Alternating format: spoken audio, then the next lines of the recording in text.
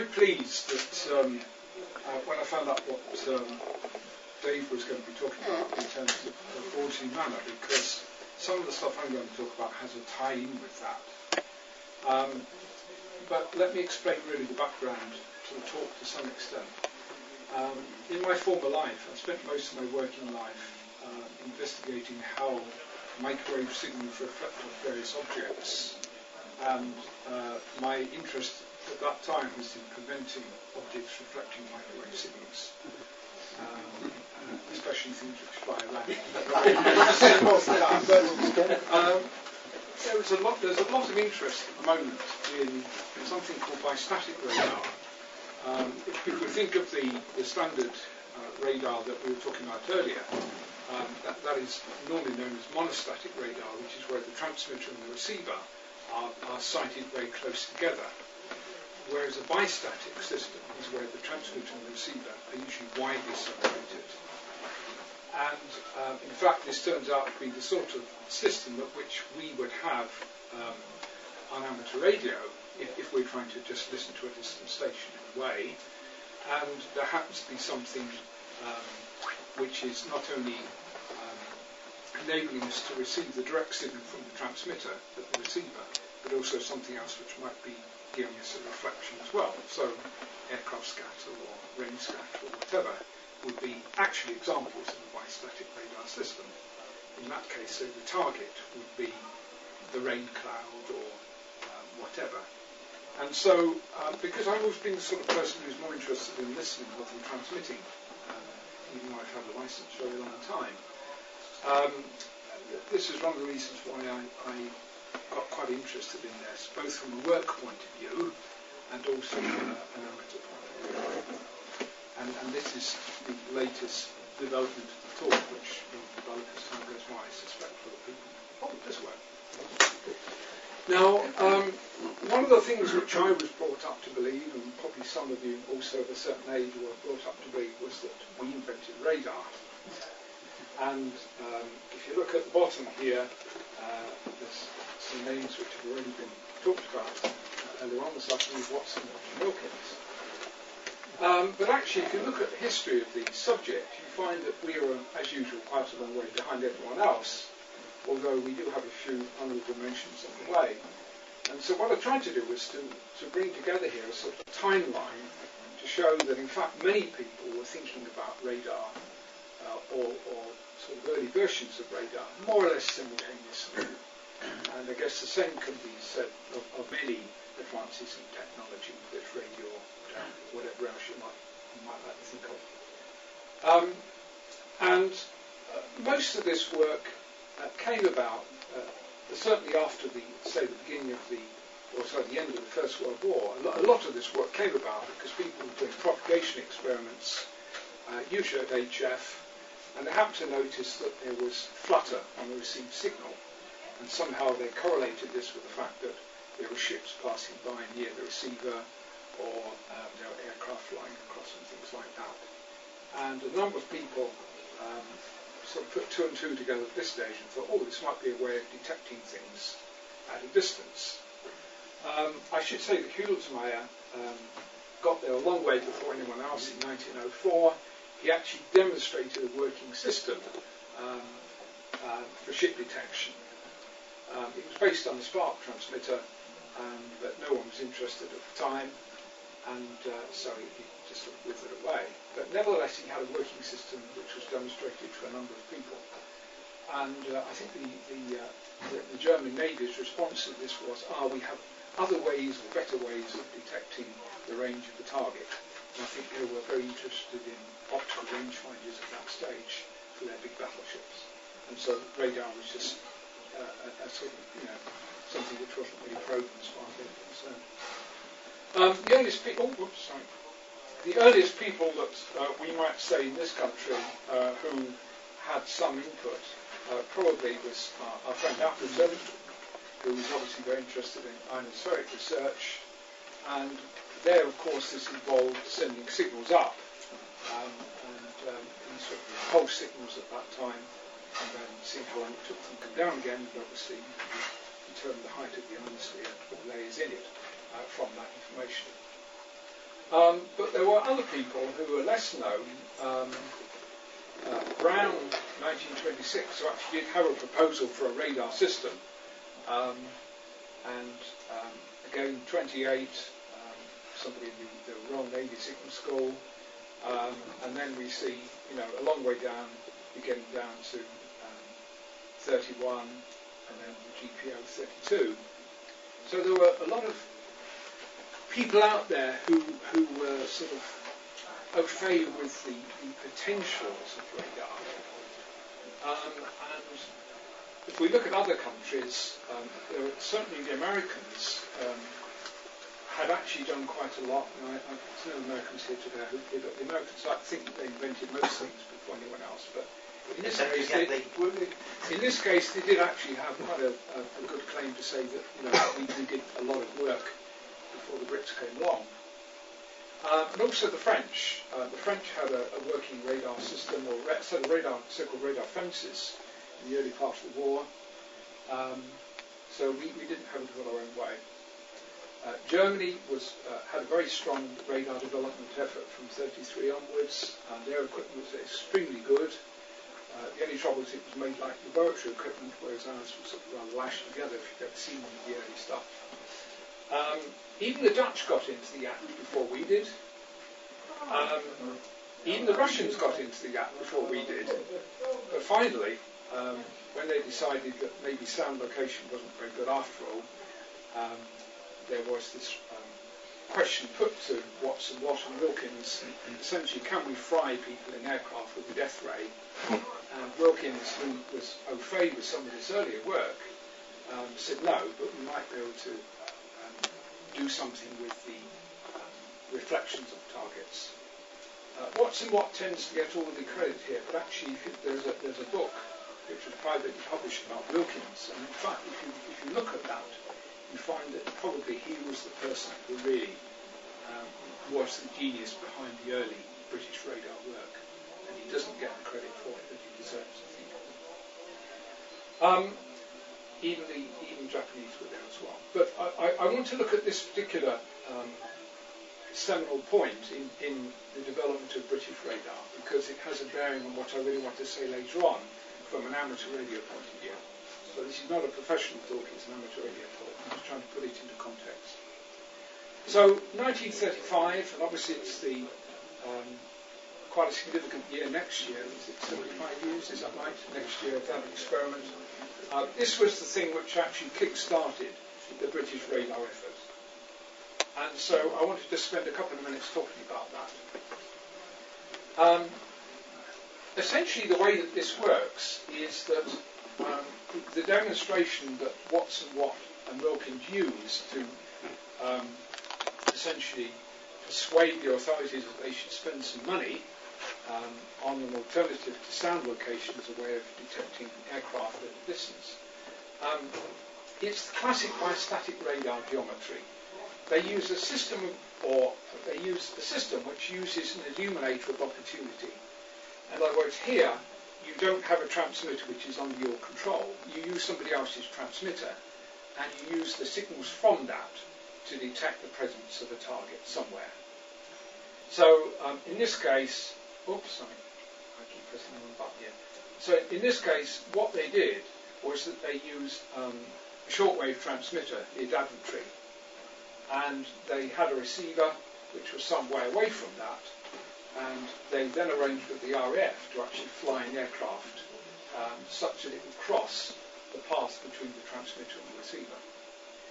And what we see then is that we get a direct signal from the transmitter to the receiver, and then we get the signal which is reflected off the aircraft. Those two signals interfere with each other constructively and destructively, and so we get a flutter on the signal. It's the classic thing. Well, here's a very famous painting which depicts what was actually done. I'm still trying to find out how accurate this picture is, and there is some doubt in my mind about this, but I know where the original site was for the receiver. It is commemorated at a site down near Northampton, which is marked by a stone by the side of the road, which I intend to go and have a look at some stage and photograph that scene and see how well it compares. But But what we can see here is firstly Daventry, the town of Daventry is about here, and as shown here, at that time there were a collection of masts which corresponded to BBC shortwave and probably GPO shortwave transmitters. The receiving system is here, and it's made up of a pair of wire dipole antennas, one there, and those are fed back into this rather ancient-looking van. And the idea was that those two were paralleled up into a receiver, and it was actually a two-channel receiver, and what they did was that they adjusted the gain and phase of the outputs of those two channels such that the signal, the direct signal from the transmitter, was supposedly nulled out. And then the idea then was that as an aircraft flew over, you got the signal from the transmitter, would hit that and come down to the receiver, and you would just pick up that reflected signal. Now, in fact, there was no, to the best of my knowledge, there's no formal written account of this experiment, the outcome of it.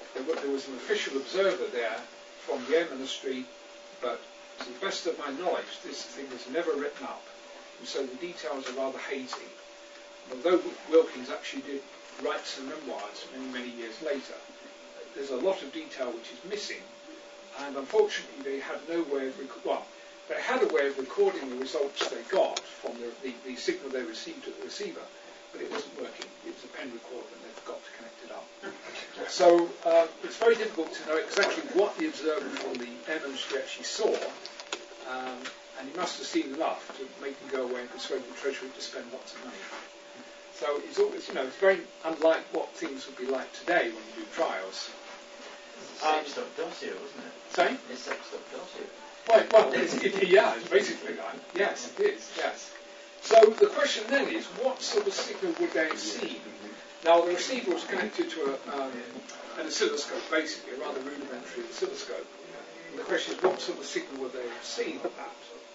Now, in fact, they weren't able to completely null out the direct signal. So the signal which they picked up here was actually the interfering signal between the direct signal from the transmitter and the signal bounce from the aircraft. And the account which does exist just says that they saw the spot on the oscilloscope wobble up and down. And that was basically, that was the evidence that they detected something. So what I tried to do was to try and model this to the best of my ability. And what I've done here, I've looked at two cases because the accounts are not very exact. So the first one I've done is to take the transmitter, so that's Daventry. The receiving site was about 5 or 6 miles away, and I've assumed here that the aircraft flew down the beam of the transmitter, but off to one side, I think the account says. And what I've done here is to try and calculate, if you like, the deflection of the spot on the vertical deflection on the screen as a function of the aircraft flying along this track.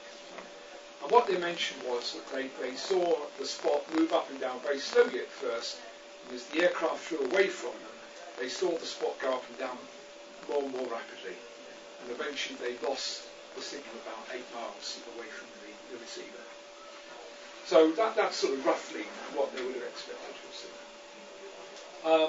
I tried a second simulation where the aircraft actually flew across the line between the transmitter and the receiver, and we see a similar sort of picture. The details are a bit different, but we see roughly what it is all about. So, if you like, that was the UK's first bistatic radar system. Now, the French actually went on to develop that in much more detail, and they developed a series of those systems which they placed around the coast of France just before the Second World War. And they were able to actually detect that the aircraft flew across the baseline between the transmitters and the receivers. And they had some complicated way of roughly telling where the aircraft was. Now, in the previous slides, I've mentioned that we got the spot on the screen moving up and down with time as the aircraft flew across. Today, we would think of that in terms of the Doppler shift that we would get on our received signal.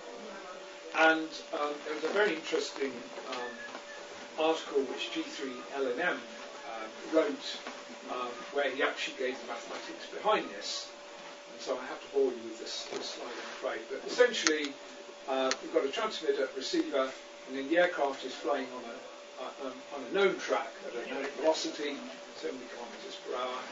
And then, if you know certain angles in here, then you can work out what the Doppler is as a function of time.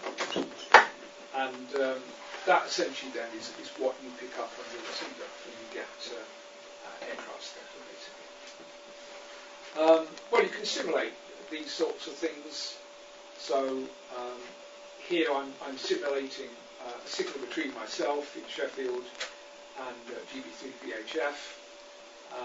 So that's about 260 kilometres away. Where we are in Sheffield, we get lots of aircraft coming over the top of us all the time.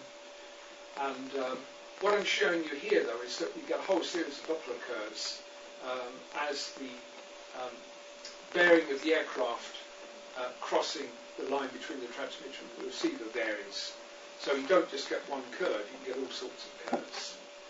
And here's another one where, in this case, the aircraft is crossing that path 20 kilometres north of where I am.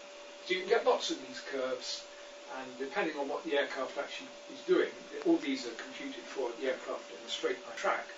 But if the aircraft is circling or whatever they're doing, you get some very complicated shapes. And well, we've all seen this sort of thing, but Spectrum Lab is quite good for looking at these and recording them. And I thought to myself, before I'd started to look into the history of this, I thought, well, it'd be nice to see if I can actually automate this process and see if we can find out something about where the aircraft's going, what speed it's going, what height it is. And so I wrote some software to try and look at this. But before I talk about that, I know there's been a lot of discussion, and I can understand we're talking a lot about this on the reflector and so on, about aircraft scattering mechanisms.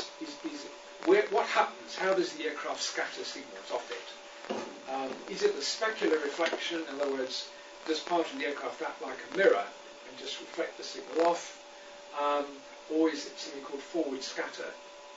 And forward scatter occurs when, if this is my aircraft, we have a signal which hits it more or less like that, and the signal comes off the front. Forward scatter is a very interesting phenomenon because you can get very big signal enhancements. And the question is, though, how long do they last for? And the graph at the bottom here is attempting to try and explain that. Essentially, what it's trying to do is it's trying to plot on here frequency this way, and then it's trying to show you the scattering cross section of an aircraft for the back scatter, which if you like is the specular, or the forward scatter. And what we find is that for a given size of object, we find in fact that forward scatter may be very nice. We may get very big enhancements of signal, but as the frequency goes up, the angle over which you get that enhancement is very, very small. So forward scatter is probably good at low frequencies, but it's not very good at high frequencies, even though you get a very enhanced signal. It's only there for a very short period of time. Whereas the specular reflection is likely to be there for much longer, and that will be there for maybe a bit longer in time. So I think probably, unless you're very, very lucky, that forward scatter is probably unlikely to be much use to you, unless your geometry is exactly right. So just to pin that down, Barry, you believe that at 1.3 G, yes, the dominant is specular reflection, because the signals, that's what that's saying. Yeah, yes. Because the signals do last quite a bit of time. Yes.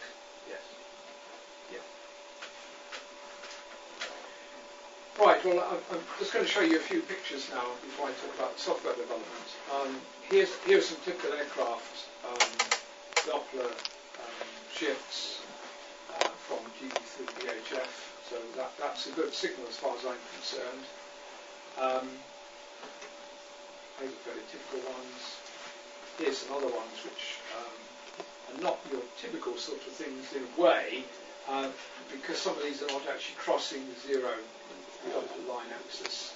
And that's simply just because of the geometry of where the aircraft track is in relation to the transmit-receive path.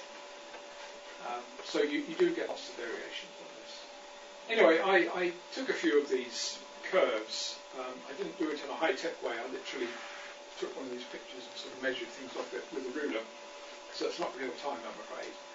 And then I wrote some software which enabled me to try and get an estimate of the aircraft track.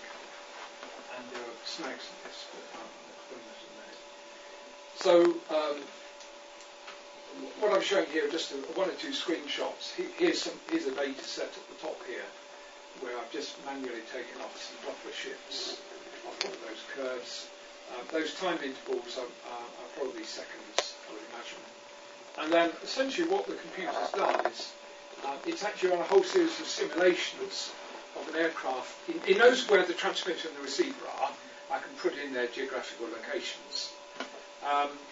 And then it runs a whole series of simulations of aircraft being in different places, crossing my track in different places, and so on. And it comes up with an estimate of the speed, where the aircraft has crossed the line between me and the transmitter, and the bearing of that.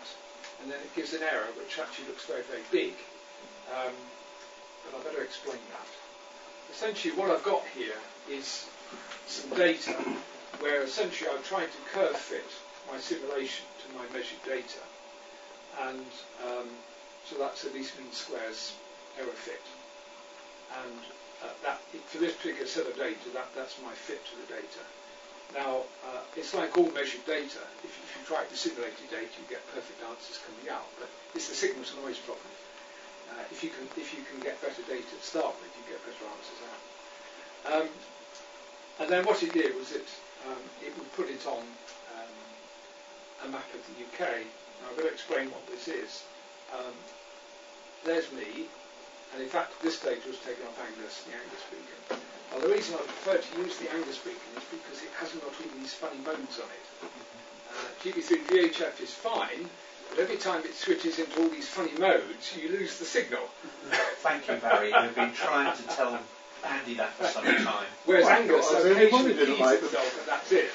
So when Angus isn't keying, it's a nice CW signal as far as I'm concerned. Now, there's a big problem with what I've done here, and everyone's known about this for a long time. And that's that you get track ambiguity. In other words, although I know where the aircraft has crossed that line, and I know when it crossed the line, I'm not sure in which direction the aircraft is going, because the aircraft could either be going along that way, or along that way, or it could be going that way, or that way. And the reason for that is because the maths involves things like cosine terms, and the cosine of a positive angle is the same as the cosine of a negative angle. So what you really need is actually more than one receiver to receive at the same time that data, and then you can do something about it. So you need a minimum of 2 receivers and 1 transmitter to make this system work properly. So I'm still looking for someone to give me a hand. Not the first receiver. Well, yes, you are. You are. That's correct. Yes. So that's a possible thing that you can do with this. Yeah. There are others, but which I might talk about later. So that was a first sort of stab at doing something for nothing. I like doing something for nothing, basically. I'm not a Yorkshireman, but I've obviously been there too long. Rubbing off. So the next thing I said was, well, it would be nice, I'm getting these estimates of where the aircraft is. I'd like to know where it really is. So I went out and bought one of these wonderful boxes. And it was the best money I ever spent, I think. Well, almost the best money I ever spent. And what I've got here is I've got an overlay of, firstly, a spectrum lab plot at the top, and I think this is Angus again. Yes, it is Angus, that's right. And then I've got the air traffic situation at the time. Here's me. I've put a line on this, sort of a vector up to where Angus is, so that when an aircraft crosses that track, I can see exactly at the time it crosses. And then, because I've got both these on the computer screen at the same time, I can see what's happening there. And it's quite instructive to just do that. Stuff on here is when Angus is keying, basically. That's why it looks a bit sort of messy. But you can spend many happy hours doing this. Right, well, the Germans got there before we did, of course, and I don't think many people perhaps know that the Germans actually had an operational bistatic system in the war. And what they were doing, in fact, there's all your old stamping grounds on here, down here, as we can see, down here. But what they were doing was that they were using all the radar transmitters, such as the ones at Bordsey and elsewhere, and they had firstly some receiving stations over here, and they could pick up the direct signal from those, and they used that to start up a time base, and then they picked up a signal from the aircraft. And by that means, they knew that the transmitter and the receiver sites were at the loci of an ellipse, and so by this means they knew that the aircraft was somewhere on the ellipse. And if they used direction finding at the same time, they had a damn good idea of where the aircraft actually were, and we didn't know that they were able to locate them. Luckily, this didn't happen until about 1944 or something like that. But you know, it was a lovely way of detecting aircraft without telling anyone what you were doing. And it was fairly late on that we found out about this.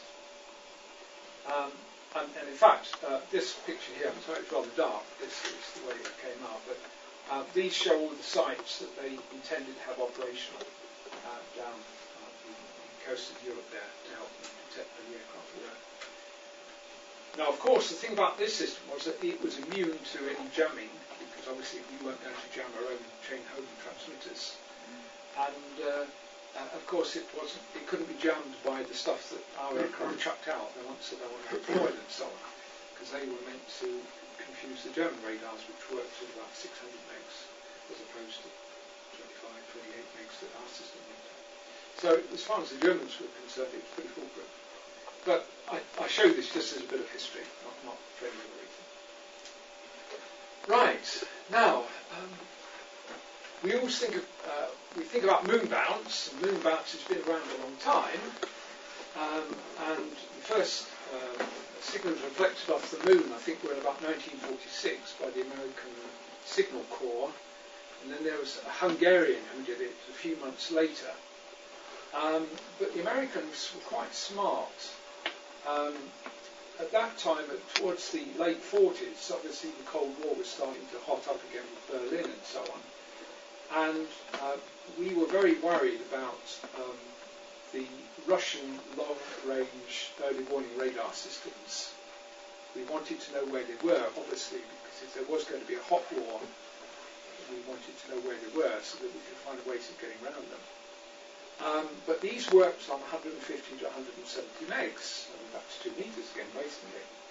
And the trouble was that these were sighted quite a long way inside the borders of USSR, and it wasn't possible easily to receive their signals by flying around the borders of the USSR, or else they wouldn't switch them on because they knew that the ferret flights were there. And so there's this guy called Trexler, who had this idea that if he built himself a nice big receiving antenna in the States, fixed, just pointing in a fixed direction, and I think his first ones were rhombics, that for a few hours each month, the moon would be in the right place such that these early warning radars would illuminate the moon, unintentionally of course, and then the signals would be bounced off the moon and they could pick them up. And so they could work out the frequency of the radars, they could work out their pulse characteristics, which told you the range and things like this, and they could actually almost work out where they were by using triangulation, by measuring signal strength. And so by this means they were able to actually find out quite a lot about the Russian early warning radar systems. Subsequently they improved on that and some of the large antennas which were built supposedly for radio astronomy, the large dish antennas in the States, were actually used for this purpose as well. So, you know, we have to sort of reread history with a scientific viewpoint sometimes. Right, well, this gave me some thoughts, and I've been reading on the internet and various other places about this radar system in France, and I apologise for the very low frequency as far as this meeting is concerned, but I wanted a good illuminator of opportunity, basically. And Angus is okay, and I can use that to look at aircraft, for example, local aircraft. But I wanted something which was a bit punchier than that, which would enable me to look at other things as well. And so there's this wonderful signal, which is just below 2 meters. It's a CW signal, no modulation on it, which is even better. But it is a megawatt. Now, I don't know whether that's a megawatt ERP or whether it really is a true megawatt. But it's there all the time, and it has a set of switch transmit beams which cover from east through south to west. So it covers essentially the southern hemisphere as far as we're concerned. And for those of you who came in at the beginning, I'd actually got a simulation there showing the antenna system switching beams, and I'll show another picture of that in a minute. But essentially this thing scans across the sky in 4 sectors. There's 4 bits, and each bit is scanned through 45 degrees. And this cycle repeats every 19.2 seconds. And this is primarily meant for looking at satellites.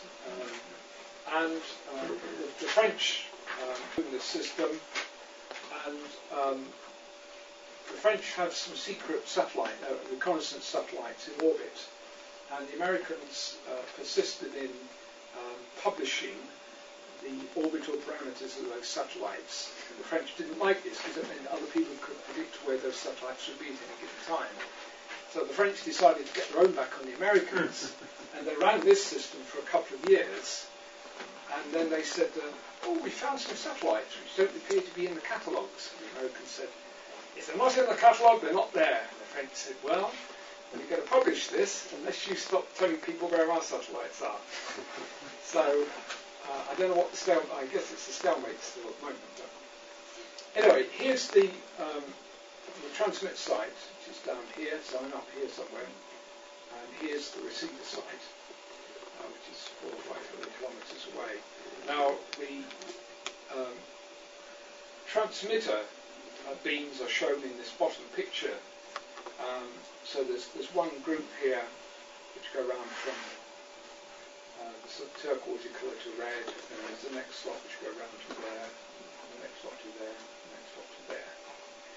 And they're looking for satellites which obviously are sort of, well, presumably coming up this way, I guess, or maybe some coming over that way, but maybe that way. Now, this thing is obviously transmitting mainly down this way, but I think there must be some backscatter off that as well, some sort of backload radiation. And the reason I say that is because if you think this is a megawatt going that way, I can't believe that there isn't a bit coming back this way.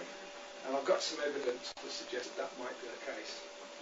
It's either that or else I'm working very long DX, but receiving very long DX. I can see the carrier occasionally. Yeah, okay. Right, well, my site, although I'm very high, I'm 1,000 feet up, my site actually is very, very difficult to work Your nose bleeds a lot. Sorry? Sometimes your nose bleeds a lot. No, not so much. No. Only when Peter punches. I started off by just having a 5-element 2-metre yard in my loft.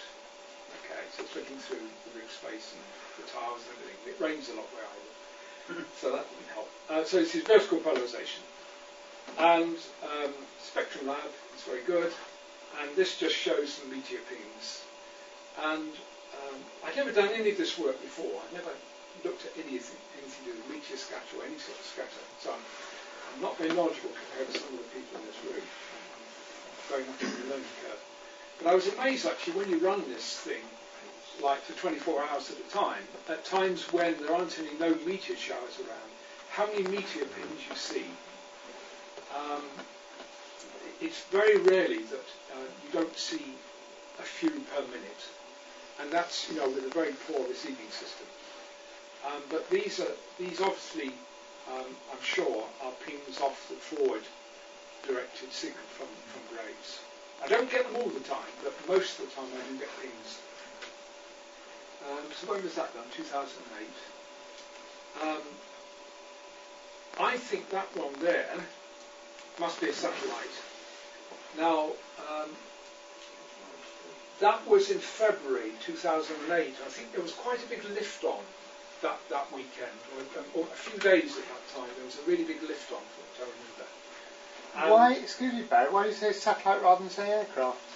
Well, I'll show you why in a second. Those could be satellites or they could be aircraft.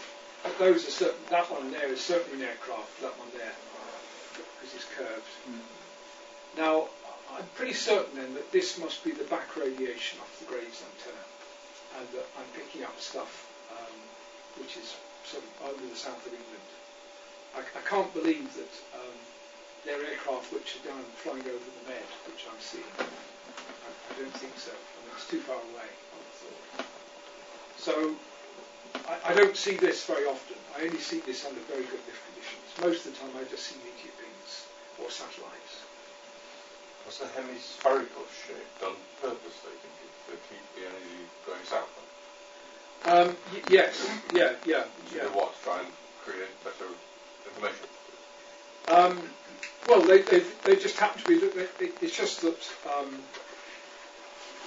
it's just the way that the satellite orbits go. I assume.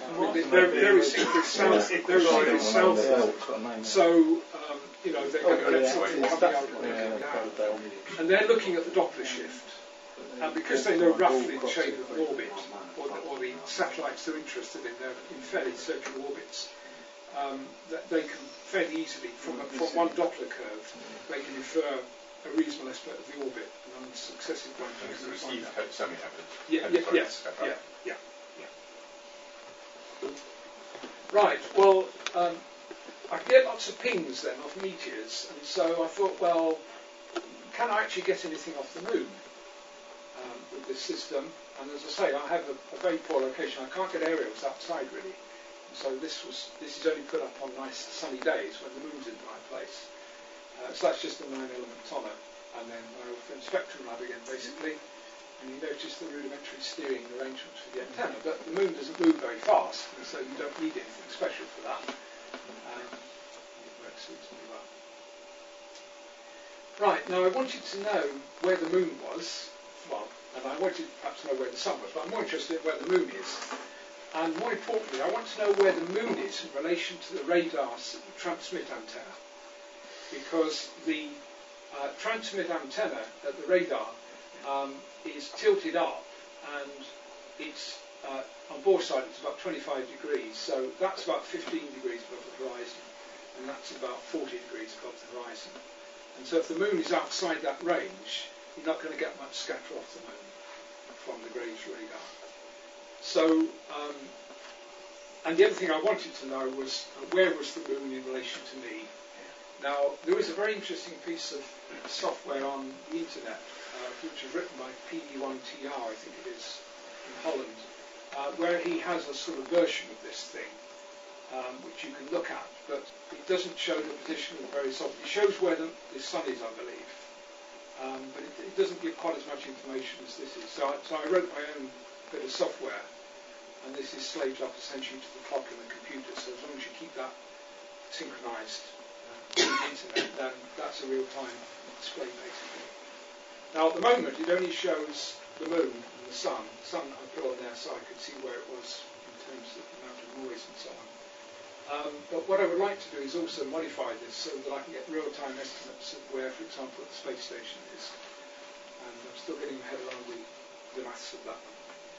I cheated on this one because WSJT, his software, has got all the moon and sun prediction software in that. You can just lift it out.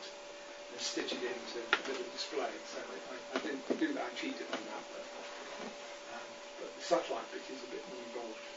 There's some software you can get for the satellites. Well, I have got various software for satellites, but I want to be able to see. Does the Hubble and everything? I want to be able to see when a satellite is visible from me, and also is within that particular range of angles. The only software I've seen gives you a minimum angle, but it doesn't give you a maximum. And so I'm going to spend a bit of time looking at this, and I haven't quite found yet what I want. So again, I might looked at the K3UN software? Yes. Well, I may need to have another look at that. But I did have a look at it some time ago. I might have another look at that. I've got some where you can have 2 locations plotted and see. Yes, yeah. No problem. A lot of them do that. Yes, they give you mutual visibility. That's right. But it was the fact that I wanted to specify carefully the antenna parameters vis-a-vis the moon, because I don't have a steerable antenna in effect, and they don't. Well, they have a steerable antenna, but effectively it isn't, because at any given time, one beam is actually looking at the moon, so that's effectively a fixed antenna. Right. Well, here are some signals off the moon. The staircase at the top is a timing signal, and I'm indebted to G8AGN, I think it is, who has a website where he has a lot of real-time stuff of signals bounced on meteors and things. But he showed me how to set that up in Spectrum Lab. So essentially, each of those bits of the staircase is part of the antenna scan pattern, and these are reflections off the moon. And it's interesting if you have this running for several hours at a time, which you can do, because the moon is moving obviously fairly slowly across the sky. There are 2 things you see, well, there are 3 things you see really, I suppose. One is the strength of the signal that you get. The second one is the Doppler, because obviously the Doppler changes as the moon moves across the sky. And also the other thing is you can see which of the scanning beams is actually responsible for your reflection of the moon from the grace radar. So that's quite interesting. These are all meteors down here. That one, I'm not sure what that is. That horizontally line. So if I run a series of these through, and the times on the bottom, we see that in fact the Doppler shift is changing. It's gradually moving down. Now we've got some meteors down here as well, but that's a most interesting sort of thing. Whether that's a meteor that's breaking up and giving us a long-lived bit of ionisation, I assume it must be. But you see lots of very interesting things. And I wasn't looking for those at the time, it's just a byproduct, and that's the middle of the day. Here's a couple of signals off the space station, which I got more or less by accident. It depends on the time scale, of course, that you have on your axis here. So this one could have been a meteor, but in fact it is actually the space station. And the next pass I had enough sense to slow the time down, and I miscalculated the Doppler. That was before I'd written my software, and I just got the end of the pass there. This is a peculiar one. I don't know if anyone's got an idea of what's caused that, but there's no obvious meteor trail on that one. Some of them you see a meteor trail come down, and then you see this long bit of ionization. But that's quite long-lived. I mean, that's 35 seconds long. But what's caused that? I have no idea. There's another one where obviously that's a meteor come down and broken up in some way. The wind has dispersed the ionization. Well, obviously moon bounce signal. I was interested at this stage, I think, more in the spectra of the signals. And this was just one that happened to come off the internet, so I need to do a lot more. I'm interested in looking at the spectra of these various signals now, because to see what you can infer from that. Rain scatter. I'm very late in the day, we've just discovered rain scatter. I know about these things, but I don't need to tell you about rain scatter. But, the only beacon I can hear from where I am, and only when it's raining, is the one in Rochdale. that was a particularly rainy day a couple of weeks ago, and there's a hell of a lot of spread on that signal. And just wondering whether I can how to play some audio on this. How do I play that? That would be backscatter again? Probably. Well, it's probably a bit of everything actually. Just want to play this one.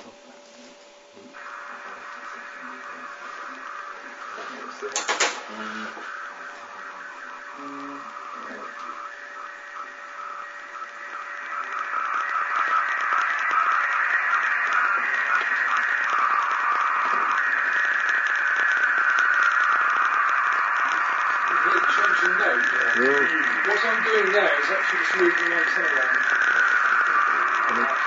This is just a horn antenna. Play that again. Do you ever get anything from lightning strikes? I'm sure you could. I've never noticed it.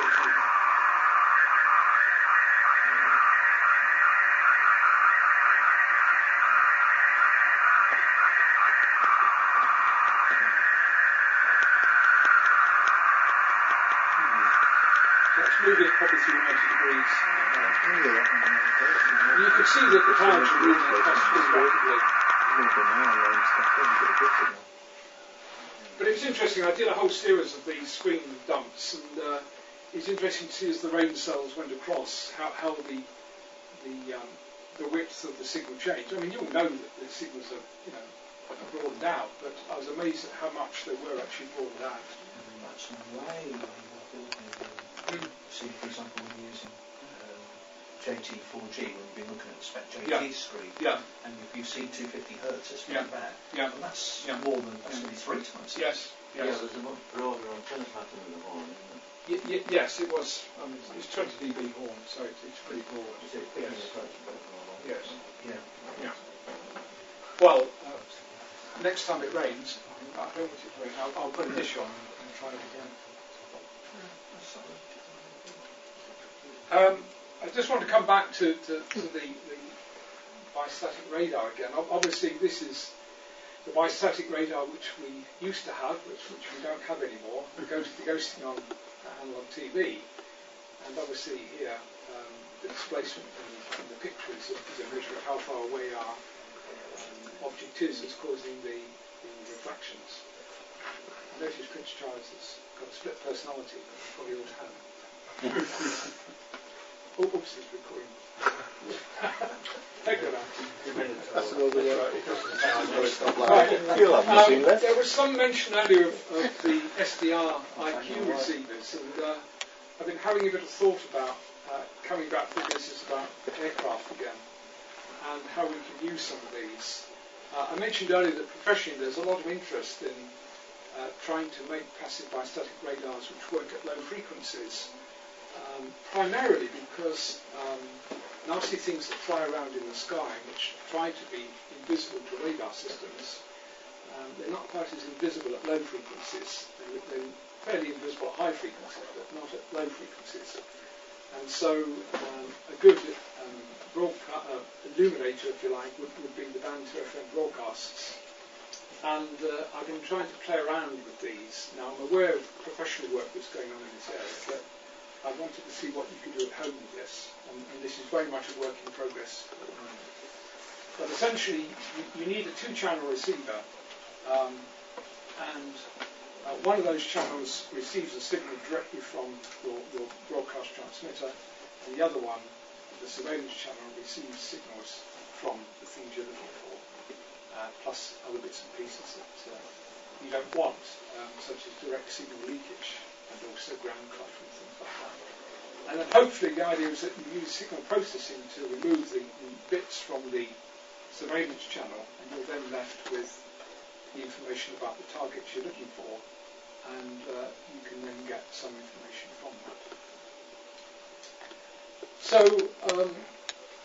what I had to think about, and I ran this past Andy at one stage, but he has so many things on his plate that got much further with that. But the idea here was that because the SDR IQs are quite cheap, and because you can record nice chunks of data off those and store it, and you can store it in phase and quadrature components, which means you get amplitude and phase, which is what you want.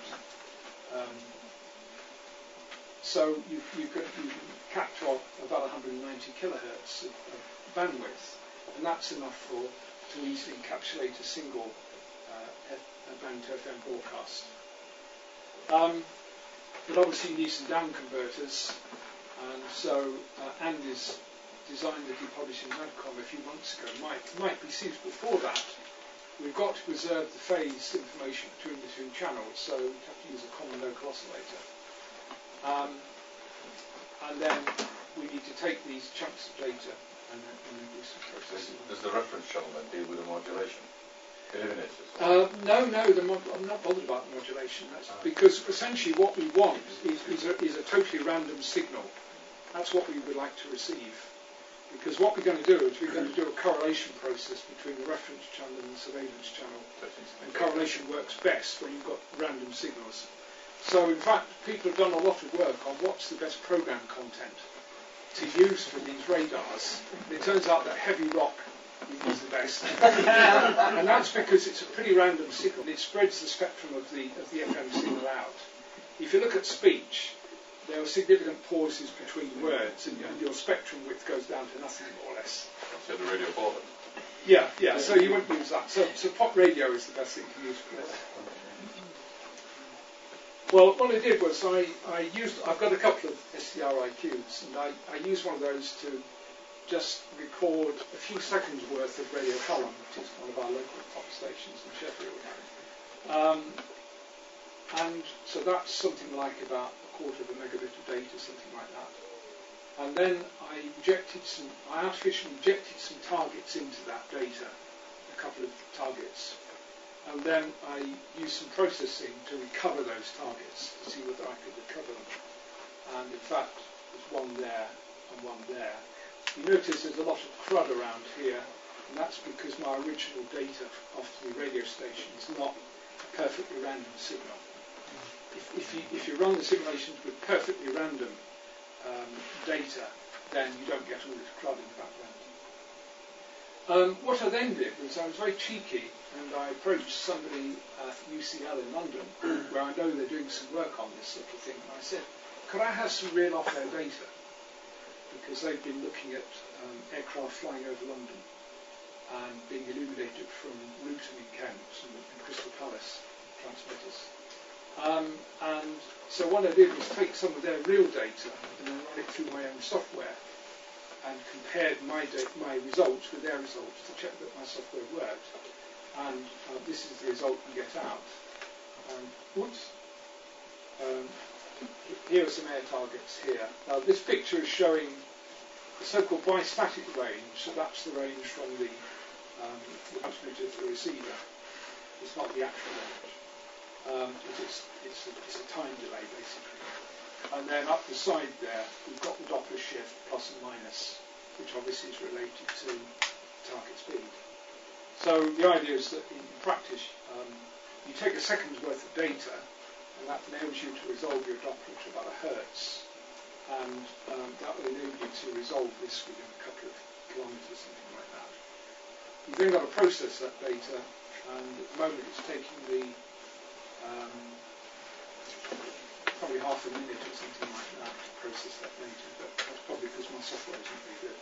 And then if you keep capturing these, and then you can look at the differences from one screenshot, one process set of data to the next, and you've got an aircraft track, whatever actually you know. But I think that's within the realms of possibility of the average amateur. I mean, the software, there's nothing secret about the software. I mean, if anybody's interested, I'm happy to let them have a copy of that. There's nothing. The software is reasonably sophisticated in the sense that, if I just go back, the problem is that you have your direct signal which comes from the transmitter, which is your reference, and then you have the signal which is supposed to come in via reflection from your object. But that will also get a signal which comes in direct from the transmitter. and it will also have signals which come in from ground clutter, in other words, reflections from the ground and trees around you and so on. And the trouble is that those contaminations in that channel are very much bigger in amplitude than the signal you're looking for. And it's the way that you dig out the signal you're looking for from all this other crud. That's the difficult bit. You need some very sophisticated DSP filtering to do that. But it can be done. And I wouldn't claim that my way of doing it is the best, but it just seems to sort of work. So I've probably run out of time, so I'll leave you with a nice pretty picture taken from my garden, which fortuitously happened to have an aircraft on it. It was only when I printed it off that I realised that there was a nice track on it. So thank you for listening. Thank you.